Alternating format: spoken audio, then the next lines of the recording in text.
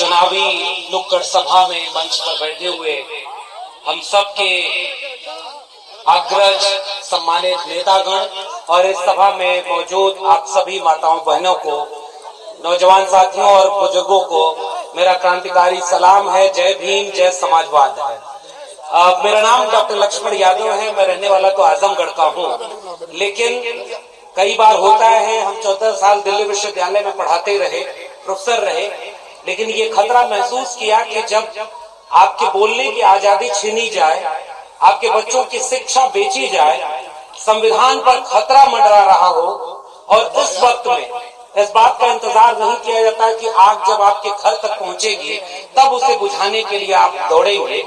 ऐसे वक्त में जब संविधान बचाने की लड़ाई लड़ने के लिए समाजवादी परचम के तहत राष्ट्रीय अध्यक्ष अखिलेश यादव जी ने जो पीडीए के रूप में एक नया संबोधन दिया, बाबा साहब डॉक्टर भीमराव अंबेडकर के संविधान को बचाने के लिए, डॉक्टर राम मनोहर लोहिया के समाजवाद को बचाने के लिए, इस पीडीए की लड़ाई में 2024 के आम चुनाव में केवल संविधान को ही नहीं बचाया है, देश को तानाशाही हाथों में जाने से बचाया है। इसके लिए समाजवादी पार्टी के उन तमाम लोगों को शुक्रिया अदा करना होगा जिन्होंने आम चुनाव में देश को बचाया है। और आज हम सारे लोगों की जिम्मेदारी है कि जो आग बुझाने वाले लोग हैं, जो जोड़ने वाले लोग हैं, और मैं तो शुक्रिया अदा करता हूँ आदरणीय राष्ट्रीय अध्यक्ष जी का और हमारे बीच में हम सब की बेहद सम्मानित और पीडीए के परचम के नायक के तौर पर जो लोग सदन में नेतृत्व करते हैं,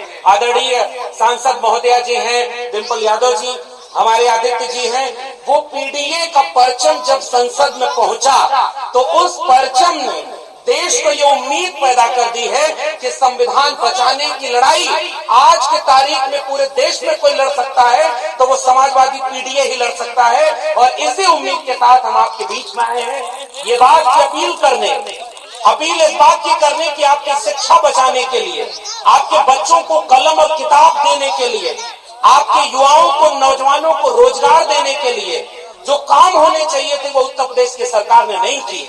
उन्होंने 3 काम किया। भारतीय जनता पार्टी की सरकार ने झूठ बोला, फूट डाला और लूट लिया।